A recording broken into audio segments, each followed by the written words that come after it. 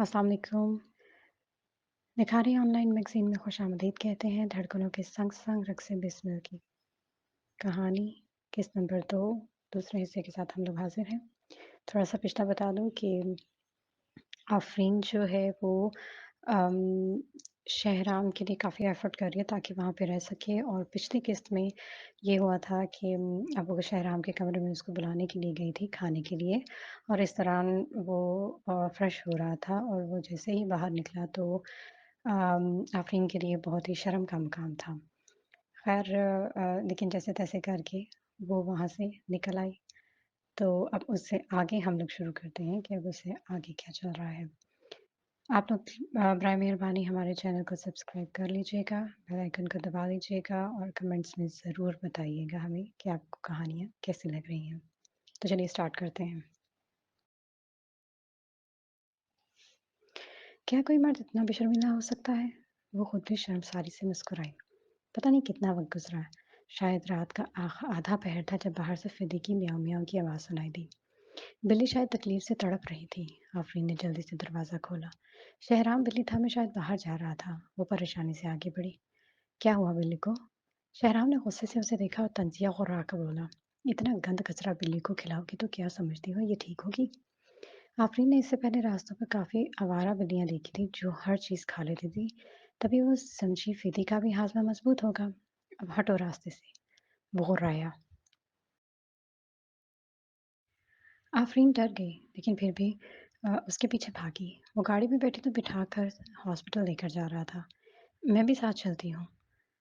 मैं एक अच्छे जानवरों के डॉक्टर को जानती हूँ। वो जल्दी से कहकर आगे बढ़ी। अगर बिल्ली को कुछ हुआ तो याद रखना मैं तुमको छोड़ूँगा नहीं। शहराम ने इसके बाजू को सख्ती से थामकर उसे रोका और गुस्से में चबा-चबा कर अल्फाज कहे। फिर उसने सख्ती से दूर धकेला। वो अपना तवाज़ुन कायम न रख सकी और नीचे गिर गई। यहाँ से चली जाओ, मैं तुमको और बर्दाश्त नहीं कर सकता। वो इस पर घुराया, जब मैं वापस आऊँ तो तुम्हें ना दिखूँ। उँगली उठाकर वार्न कर गया, फिर गाड़ी में बैठकर झटके से दरवाज़ा उसके सामने बंद किया और ज़न से गाड़ी भगा ली। इतने ज़ोर से कि आफ़रीन का नन्हा-सा दिल काँप उठा। पीछे अंधेरे में वो तन्हा नीचे पड़ी रह गई। आँसू बेइख्तियार आँखों से निकलकर उसके गाल भिगोने लगे। शदीद दुःख से वो आहिस्तगी से लड़खड़ाती हुई काँपते हाथों के सहारे उठी। हर एक ने आज उससे नारवा सलूक किया था। सिर्फ़ एक बिल्ली थी जो उसके साथ अच्छी थी। इतनी तकलीफ़ से उसने तब भी महसूस नहीं की जब यास्तानी हाउस से निकली थी। ताहम अब उसे यहाँ और नहीं ठहरना था कि इस घर का मालिक उसे निकल जाने का हुक्म सुनाकर जा चुका था। इसके होंठ तकलीफ से मुस्कुराए। वो अच्छी तरह जानती थी शहराम को इसमें कोई दिलचस्पी नहीं। फिर भी आफरीन ने अपना मकसद हासिल करने के लिए उसे मायल करने पर जिद बांध ली थी। इस कोशिश में उसने अपने वक़ार का भी ख्याल नहीं किया था। क्या वो इसके काबिल था? इस कोशिश में उसने फिदी को भी तकलीफ दे डाली थी। वो लड़खड़ाते कदमों से फ्लैट में वापस आई थी। शायद उसे यहाँ से जाना था। रात के 2 बज रहे थे। वो फ़रिया के पास जाकर उसे परेशान नहीं करना चाहती थी, इसलिए करीबी 5 स्टार होटल में आ गई। लेकिन हैरत की बात, जब रिसेप्शन पर इसने अपना कार्ड देकर अदायगी करनी चाही, तो रिसेप्शन ने ये कहकर कार्ड वापस कर दिया, "सॉरी मैम, आपका कार्ड इस्तेमाल के काबिल नहीं रहा।" ये सुनकर वो हैरान रह गई। फिर दूसरा कार्ड निकाला, लेकिन अफ़सोस के साथ इसका दूसरा कार्ड भी पेमेंट के काबिल नहीं रहा। वो सख्त परेशान हुई। तो क्या डैड ने उसके कार्ड सस्पेंड कर दिए हैं? हालाँकि उसने कितने ही सालों में अपनी मेहनत से मुख्तलिफ प्रोजेक्ट कामयाब करवाकर कुछ मिलियन डॉलर्स कमा लिए थे। अपने पास रखने की बजाय उसने सब सालिहा के हाथ में दिए थे। लेकिन अब इसके कार्ड्स को सस्पेंड कर दिया गया था। ये वो कार्ड्स थे जो जाफ़र यज़दानी ने दिए थे। अब इसके पास सिर्फ रोज़ाना के खर्च के सिर्फ 10,000 बचे थे। अगर आप अगर आप हमारे होटल की रिहाइश अफ़ोर्ड नहीं कर सकें तो इस होटल के करीब ही एक सस्ता गेस्ट हाउस है, वहाँ चली जाएँ, जिसका 1 रोज़ का रेंट 3,000 है। रिसेप्शन ने उसे अजीब नज़रों से देखकर नागवारी से मशवरा दिया। वो बिल्कुल भी ये तवक्को नहीं कर सकती थी कि ज़िंदगी में कभी ऐसा मोड़ भी आ सकता है, जब वो आसमान से ज़मीन पर गिर जाएगी। वो जॉब से तो फ़ारिग हो चुकी थी, अब बेघर भी हो चुकी थी। एक ही दिन में उसने लोगों के मुख्तलिफ रूप देख लिए थे। अब वो किस तरह सर्वाइव करेगी? अब खड़ी क्या सोच रही हो? मेरे ख्याल से तुमको चले जाना चाहिए। रिसेप्शन ने मुरव्वत एक तरफ रखकर बदतमीज़ी से सर्द अंदाज में उसे निकल जाने को कहा। वो अपने वक़ार को बमुश्किल निगलती बैग घसीटती हुई होटल से बाहर निकल आई। अब उसे अपने से कमतर लोगों के नागवार रवैये भी सहने थे। कई होटलों की रात इस टाइम कमरा देने पर राज़ी नहीं थे। उसे अपने बजट के मुताबिक चलना था। आखिर एक कम कीमत के गेस्ट रूम में $1000 के बीच में कमरा मिल गया था। सस्ते से होटल में दाखिल होते हुए किसी ने उसकी इल्म में लाए बगैर तस्वीर खींच ली और नेट पर भेज दी। शहराम जब वो वेटनरी हॉस्पिटल पहुंचा, सर्जन ने पर्सनली उसे चेक किया। वो खुद बाहर लब भेजकर इंतजार में बैठ गया। उसे सख्त पछतावा था कि उसने ऐसी औरत से शादी क्यों की जिसे वो नहीं जानता था। 15 मिनट बाद डॉक्टर वापस आया, मुस्कुराकर उसे बताया, मुबारक हो, आपकी बीवी 2 हफ्ते की प्रेग्नेंट है। ये सुनकर जैसे उसके अल्फाज कहीं खो गए। खबर उसके तवक्को के बिल्कुल उलट थी। 2 हफ्ते की? वो शॉक्ड सा बड़बड़ाया। क्या एक बिल्ली इंसान की तरह उल्टी कर सकती है जब वो उम्मीद से हो? शहराम ने हिचकिचाते हुए तजस्सुस से पूछा। ये तो बिल्ली की कंडीशन पर मुनहसर है। डॉक्टर ने मुस्कुराकर वजाहत दी। कुछ लोग ये देखकर समझते हैं कि इसे हाजमे का मसला हो गया है। और ठीक यही बात शहराम ने भी सोची थी और इसका इल्ज़ाम आफरीन पर लगा दिया था। उसके ज़हन में कुछ दिन पहले का सीन फिल्म की तरह घुमा। किस बेदर्दी के साथ उसने आफरीन की तस्लील की थी और उसे ज़मीन पर धक्का दिया। और यही नहीं कि बल्कि उसे वार्न कराया था कि उसके आने से पहले ही जगह छोड़ दे। उसने बेख्तियार परेशानी से पेशानी को 2 उंगलियों से सहलाया। वो औरत उसकी बिल्ली का ख्याल कर रही थी और उसने क्या किया? गलतफहमी में पड़कर उसे बाहर निकाल दिया। अब आफरीन के साथ क्या हुआ होगा? क्या शहराम इसे वापस ले आएगा? वापस फ्लैट पर पहुंचकर उसने लाइट्स ऑन की तो लाइट्स ऑन करते ही उसे अजीब से खालीपन का एहसास हुआ। गेस्ट रूम का दरवाज़ा मुकम्मल खुला हुआ था, लेकिन वहाँ कोई भी हरकत मालूम नहीं हो रही थी, सवाए सन्नाटे के। वो गेस्ट रूम की तरफ बढ़ता कि वो जो जान सके, लेकिन जाने के बाद उसे कहीं भी औरत का लिबास तक नज़र नहीं आया, जिसका साफ मतलब यही था कि वो जा चुकी हैं। उसके आईब्रो पुरसोच अंदाज में उठे थे और वहाँ मिल गए थे। बिल्ली इसके बाजू में सुस्त अंदाज में मुसलसल म्याऊं म्याऊं कर रही थी और उसकी नज़रें चारों तरफ आफरीन को ढूंढ रही थीं। वो सख्त परेशान था, लेकिन फिर खुद को समझाया कि एक तरह से ये अच्छा ही हुआ। इन दोनों को एक दूसरे की ज़िंदगी में मदाखलत नहीं करनी चाहिए थी। वक़्त अगर फ़िदिकी करो तो इसके लिए कोई नहीं रख सकता था। 10 बजे सुबह को आफ़रीन नींद से उठ बैठी। सारी रात एक मैले से सोफ़े पर सोकर गुज़ारी थी। नागवार बू के बावजूद भी बिलाखिर उस पर नींद मेहरबान हो गई थी। सुबह की रोशनी में छोटा-सा कमरा काफ़ी हद तक गंदा नज़र आया। बेडशीट मैल से अटी हुई थी। हर जगह मैल और डस्ट थी, इसलिए वह सोफ़े पर सो गई थी। बेबी, क्या तुम अपने शौहर के साथ नहीं रही? एक कम बजट के होटल में किस तरह पहुँच गई हो? प्रिया तो उसकी कॉल उठाते ही शुरू हो गई। न सलाम, न दुआ। तुमको किसने बताया? वो हैरान हुई। ओह कम ऑन! हर एक आज सुबह ग्रुप चैट में इस मौजू पर बात कर रहा है। उसकी आवाज़ में परेशानी का अंतर साफ झलक रहा था। किसी ने रात तुम्हारी तस्वीर खींचकर पोस्ट कर दी है। हर एक तुम पर तंज कर रहा है। ओह! वो बड़बड़ाई। तुमको गुस्सा नहीं आया? प्रिया ने हैरान होकर पूछा। क्या हुआ था जो तुमने 5 स्टार होटल की बजाय इंतहाई चीप होटल में रात गुजारनी पड़ी? वक्त बदलने के साथ चीज़ें भी बदल चुकी हैं। मेरे डैड ने मेरे सारे कार्ड्स सस्पेंड कर दिए हैं। मेरे पास अब ज़्यादा पैसे नहीं बचे। रात को शहराम ने भी घर से निकाल दिए। आफरीन ने उसे आधा सच बताया। तो तुम मेरे पास क्यों नहीं आए? फरिया काफ़ी नाराज़गी से बोली।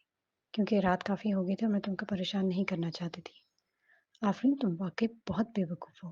मुझे एड्रेस बताओ। फरिया ने गुस्से और परेशानी से मिले जुले तासुरात से कहा। 40 मिनट बाद फरिया आफरीन के पास थी। कमरे की बुरी हालत देखकर उसे अपने दोस्त के हालात पर तकलीफ हुई। एक छोटा सा कमरा था जो किसी शरीफ औरत की रिहाइश के बिल्कुल भी काबिल नहीं था, क्योंकि ये तवाइफों के इस्तेमाल में था। इनकी काफ़ी सारी चीज़ें कमरे में पड़ी हुई थी। जल्दी करो और मेरे साथ चल कर रहो। फरिया ने जल्दी जल्दी इसका सामान समेटा। नहीं, अगर मैं तुम्हारे पास रही तो अय्यूज तो फिर आ जाएगा। इसकी बात फरिया भी समझ गई। वाकई अय्यूज रात भी उसके पास आफरीन के लिए आया था। ये आखिरी शख्स है जिसे मैं देखना नहीं चाहती। मैं भी। प्रिया ने भी इसकी बात पर एग्री किया था, लेकिन तुम्हें भी एक शादीशुदा औरत था। आखिर ऐसी क्या बात हुई जो शहराम ने आधी रात को तुम्हें घर से निकाल दिया? आफरीन के होंठों पर एक तल्ख मुस्कुराहट आई। फिर उसे तफसील से सब बताया कि क्या हुआ था।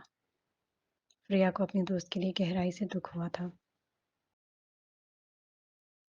ये आदमी ज़हनी बीमार है। तुम इसकी कानूनी निस्ब बेहतर हो। क्या तुम इसके लिए एक बिल्ली से भी कम अहमियत रखती हो? कि बहरहाल कोई हैरानकुन बात नहीं है। क्या है? आफरीन ने उसे सवालिया नज़रों से देखा, जिसकी नज़रों का मफ़हूम फ़रिया भी अच्छे से समझ गई थी, कि वाक़ई लोगों के बीच कोई जज़्बा बहरहाल नहीं था। फ़रिया हिचकिचाई थी। हुँ, ठीक। इससे शादी करना तुम्हारा फ़ैसला अपना था। आफरीन खामोश रही। उसे अपनी पसंद पर अफ़सोस था। उसके अफ़सोसदा तासुरात देखकर फ़रिया ने एक गहरी साँस भरी। चलो पहले किसी अच्छे से होटल में पेट पूजा कर लें, फिर कहीं तुम्हारे लिए अच्छी-सी रहने की जगह देखते हैं। ग्रेपफ्रूट रेस्टोरेंट हाल में ही मेलबोरियन में खुला था, जिसके बीच में एक वसीअ और सहन था। रेस्टोरेंट के बाहर लग्जरी कारें पार्क थी। ये एक ऐसी जगह थी जो सिर्फ अमीर तबके के लोग ही अफोर्ड कर सकते थे। दोनों ने अपनी कार एक जगह पार्क की और अंदर बढ़ने लगी। अंदर दाखिल होते ही उसकी नजर जाने पहचाने से चेहरों पर पड़ी। आबिश, सिंडी और जन्नत, जो कि उसके पड़ोस में रहने वाली अमीर घर की लड़की थी, ये दोनों इनके साथ ही पढ़ी थी। सिंडी, प्रिया ने उसे जोर से पुकारा। सिंडी टर्नर, जो कि सन ग्लासेस लगाए हुए थे, उन्हें देखकर अजीब सा मुस्कुराई। प्रिया उसे देखकर हैरान हुई और बुरा भी लगा। सिंधी, तुमने अभी कहा तुम फोटोशूट में मसरूफ हो, लेकिन तुम अब यहाँ इन दोनों के साथ नजर आ रही हो। क्या तुम नहीं जानती ये दोनों कैसी हैं?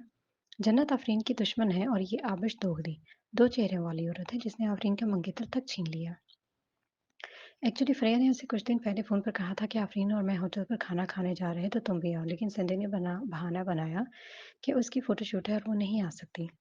सिंधी एक नई गुलकारा के तौर पर मशहूर हो रही थी और ये आफरीन का ही बख्शा हुआ मान था। आफरीन ने यूनी के दौर में उसके लिए गाने कंपोज किए थे, जिनको गाकर वो रातों रात मशहूर हो गई थी। लेकिन अब वो एहसान फरोमोश बन चुकी थी। इसकी बात पर जन्नत ने बढ़कर फरिया को धक्का दिया। ये तुम किसको दो चेहरों वाली औरत कह रही हो? मुंह संभाल कर बात करो फरिया। आफरीन ने जल्दी से बढ़कर फरिया को गिरने से बचाया। वो यहाँ पर नहीं आती अगर वो जानती कि ऐसा होगा। लेकिन अगर वो ना आती तो उसे कैसे पता चलता कि जिसे दोस्त समझा है वो दोस्त नहीं रहा। सिंधी ने उसे बुरी तरह मायूस किया। क्या नहीं किया था उसने उसके लिए? गाने लिखकर खुद कंपोज करके उसे देती रही और नाम सिंधी का मशहूर हुआ। अगर ये कहा जाए कि इसके मशहूर होने में बड़ा हाथ आफरीन का है तो भेजा ना होगा। आफरीन ने हैरान नजरों से सिंधी को देखा। सिंधी, तुम तो हमारी दोस्त थी। इसकी बात पर जन्नत ने सिंधी के बाजू को हिसान में लिया, नखोत और तफक्र से बोली। कैसी दोस्त? तुम इसकी दोस्ती के काबिल नहीं रही। तुम यस्तानी रेजिडेंसी से निकाल दी गई हो और कंपनी से भी। अब तुम जैसी लड़की जो इंतहाई घटिया होटलों में रात गुजारने पर मजबूर है, वो किस तरह सिंधी जैसी मशहूर गुलकारा की दोस्ती के काबिल हो सकती है? तो ये जन्नत थी जिसने रात को आफरीन की तस्वीर खिंचवाकर ग्रुप में पोस्ट की थी। फरिया ने तेजी से जहन चलाया। आफरीन ने घूर कर नजर सिंधी की तरफ देखा। ये अल्फाज मैं खुद तुम्हारी जबान से सुनना चाहती हूँ। सिंधी ने ग्लासेस उतारकर उसे तंजिया देखा। ये तो अच्छा हुआ कि तुम आज मुझसे टकरा गई। मैं वाकई भी तुमसे जान छुड़ाने के बहाने बनाकर थक चुकी हूँ। ईमानदारी की बात कि तुम ये नहीं जानती कि कहाँ खड़ी हो। आफरीन को लगा वो फेलोयर है। ये और सिंधी स्कूल से यूनी तक उससे तब तक अच्छे थे जब तक वो यज़दानी फैमिली से मुंसलिक थी। वहाँ से धत्कारी गई तो हर एक ने अपने मुंह मोड़ लिए और उंगली उठानी शुरू कर दी। सिंधी, ये क्या बोल रही हो? प्रिया इस कदर हकारत से बात करने पर चीख पड़ी। क्या तुम भूल गई कि किस तरह जन्नत को तुम तंग करती थी और ये आफरीन ही थी जो तुम्हें बचाती थी? और किस तरह आफरीन ने तुमको गाने लिख कर दिए? उसने कंपोज करके दिए थे तुमको? स्टॉप। मुझे माजी की बात लेकर ब्लैकमेल करना बंद करो प्रिया। और तुम्हारे लिए नेक मशवरा इन जैसे दोस्तों की दोस्ती से परहेज करो। ये किसी भी वक्त तुम्हें नीचे दिखा सकते हैं। सिंधी ने बेरहमी से कहा। Shut up. दोस्त का फर्ज बनता है कि एक दूसरे की बिना किसी खर्च की मदद करे। ये बात तुम जैसी की समझ में नहीं आ सकती। फरिया ने तहश में इसकी तबीयत अच्छी खासी साफ की। भूल जाओ, हम यहाँ बहस करने नहीं आए। आफरीन ने फरिया का बाजू पकड़कर खींचा और उसके चेहरे पर किसी किस्म का तासुर नहीं था। हम यहाँ खाना खाने आए थे। आफरीन के साथ जाने से पहले फरिया ने तीनों औरतों को कत्ल कर देने वाली निगाह से घूरा। आफरीन, क्या इस औरत का दिमाग चल गया है? तुमने इसके लिए क्या कुछ नहीं किया। तुम्हारी मदद के बगैर ये इस जगह पर नहीं पहुंच सकती थी जहां वो आज खड़ी है। वो भूल गई किस तरह जन्नत उसे धमकाती थी। मुझे अफसोस है आज से पहले इसकी असल रंग क्यों ना देख सकी। आफरीन ने कोई जवाब नहीं दिया। वो खामोशी से नीचे देखती रही। इसके खूबसूरत चेहरे पर बेचैनी साफ दिखती थी। आफी, क्या तुम गुस्सा नहीं हो? क्या तुम्हें इस पर तनकीद नहीं करना चाहती? आफरीन ने तकलीफ से उसे देखा और लब खींचकर हल्का सा मुस्कुराई। ऑफ कोर्स मैं गुस्सा हूँ, लेकिन क्या कर सकती हूँ? जो कुछ उन्होंने कहा सच कहा। देखो मुझे, क्या रहा मेरे पास? میرے اپنے والدین نے مجھے صرف اسی لیے نکال دیا کہ مجھے عابش کا رشتہ ایاز سے منظور نہیں تھا۔ وہ ایاز جس کے ساتھ میں پل کر جوان ہوئی، وہ بھی مجھے چھوڑ کر چلا گیا۔ اب میں جاب لیس اور ہوم لیس ہو رہی ہوں۔ صرف ایک سندھی ہی تو نہیں، مجھ سے اس طرح کا برتاؤ کرنے والی۔ پریا نے اپنی دوست کو دکھ سے دیکھا اور اس کے لیے اپنے دل میں سخت افسوس کے ساتھ غصہ بھی محسوس کیا۔ بس کرو، تم دیکھنا اب تم بھی اس میں اپنی محنت سے اپنا مستقبل بنا سکتی ہو۔ فریہ نے اپنی دوست کو تسلی دی۔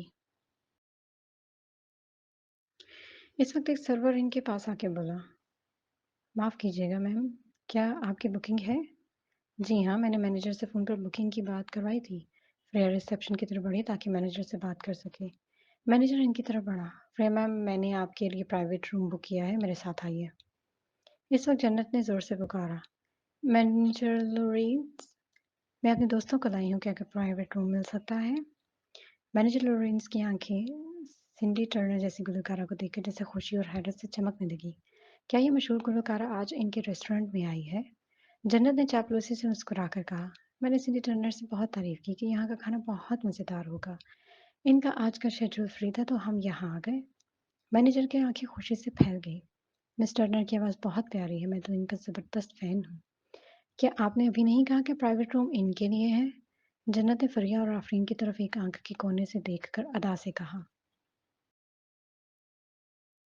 فریہ فوری طور پر غصے سے بھر گئی۔ ہم نے پہلے سے کمرہ محفوظ کروایا تھا، تم یہاں کھانا چاہتی ہو تو اپنے لیے بکنگ کرواؤ۔ مینیجر لورینس کو سمجھ میں نہیں آیا کہ وہ کیا کرے۔ دونوں پارٹیز ہی میلبورن کی پاورفل تھیں۔ جنت کے ہونٹ شیطانی مسکراہٹ میں ڈھلے۔ اس نے آبش کی طرف اشارہ کر کے کہا، مینیجر لورینس، میں یہ نہیں کہتی کہ سندھی کیا ہے، لیکن یہ، اس نے آبش کی طرف اشارہ کیا، یہ آبش یستانی ہے، سمتھ بلڈنگ ڈیزائن گروپ کی مالک کی بیٹی، جو مستقبل میں اپنی اس کمپنی کی وارث بنے گی۔ جہاں تک فریہ کی اس کی دوست کی بات ہے تو یہ کوئی حیثیت نہیں رکھتی۔ کوئی حیثیت نہیں رکھتی؟ ان دونوں میں واقعی مطابقت نہیں۔ آپ اس جیسی بے شرم چورنی جو دوسروں کی چیزیں ہتھیا لے، وہ واقعی اوپر کی چیز ہے۔ فوریہ نے فوراً حساب بے باک کیا تھا۔ ایک رنگ آ کر آبش کے چہرے سے گزر گیا۔ جنت نے اسے اگنور کر کے مینیجر کی طرف منہ کر کے کہا، کیا ہم کو روم مل سکتا ہے؟ جی بالکل۔ مینیجر نے لمحوں میں فیصلہ کر لیا کہ روم کسے دینا ہے اور فریہ کی طرف منہ کر کے سوری کی۔ میم فریہ، مجھے ابھی بھی یاد آیا کہ آپ سے پہلے میں نے ان کے لیے روم بک کیا تھا، اس لیے آپ کو دوبارہ آئے گا۔ آفرین نے آنکھیں چھوٹی کر کے اسے گھورا، مینیجر لورینس، کیا تم نے ہمیں بیوقوف سمجھ رکھا ہے؟ فریہ نے اپنی آستین چڑھاتے کہا، تم سمجھتے ہو تم ہمیں دھمکیاں دے کر نکال دو گے؟ ارے ایک فون اپنے بھائی فارس کو کروں گی اور تمہارے ریسٹورینٹ کا دروازہ ایک سیکنڈ میں ہمیشہ کے لیے بند ہو جائے گا۔ آفرین نے چٹکی بجا کر سیکنڈ کی تشریح کی تھی۔ مینیجر لورینس، پریشان نہ ہو، ہم تمہاری مکمل ذمہ داری لیتے ہیں۔ آبش نے مینیجر کو تسلی دی، میم فریہ، میں صرف ایک ملازم، آپ دونوں صرف مجھے دھمکا سکتی ہیں، پلیز ہمارے دوسرے کسٹمرز کو پریشان مت کریں اور چلی جائیں۔ اگر میں یہاں نہیں کھا سکتی تو کسی اور کو بھی نہیں کھانے دوں گی۔ فریہ نے سامنے ٹیبل پر پڑا گلدان اٹھایا اور زور سے زمین پر دے مارا۔ گلدان کے ٹکڑے دور تک پھیل گئے۔ کافی کسٹمرز ڈر کر اٹھ کھڑے ہوئے تھے۔ شدت جذبات سے مینیجر لورینس کا چہرہ سرخ ہوا تھا اور اس نے قریب کھڑے سرورز کو آرڈر دیا تھا، ان دونوں کو فوری طور پر باہر نکال دو۔ اس سے پہلے کہ کوئی رد عمل آفرین ظاہر کرتی، دونوں ہی کافی سارے مضبوط ملازم مردوں کے ہاتھوں پوری طاقت سے داخلے دروازے کی طرف دھکیل دی گئی۔ آفرین کو ایسے لگا جیسے ایک بوری ہو جسے باہر پھینک دیا ہو۔ لیٹ ہر گو، انہیں جانے دو۔ ایک مردانہ بھاری تحکمانہ آواز اسے پیچھے سے سنائی دی تھی۔ یہ آواز سن کے اس کی دھڑکنیں اتھل پتھل ہو گئی تھیں۔ کیا یہ ممکن ہو سکتا ہے؟ اس سے پہلے کہ وہ رخ موڑتی کہ دیکھتی کون ہے، ملازم نے اسے دھکا دیا۔ زمین پر گرنے سے پہلے دو مضبوط مردانہ ہاتھوں نے اسے سنبھال لیا۔ آفرین نے نظر اٹھائی۔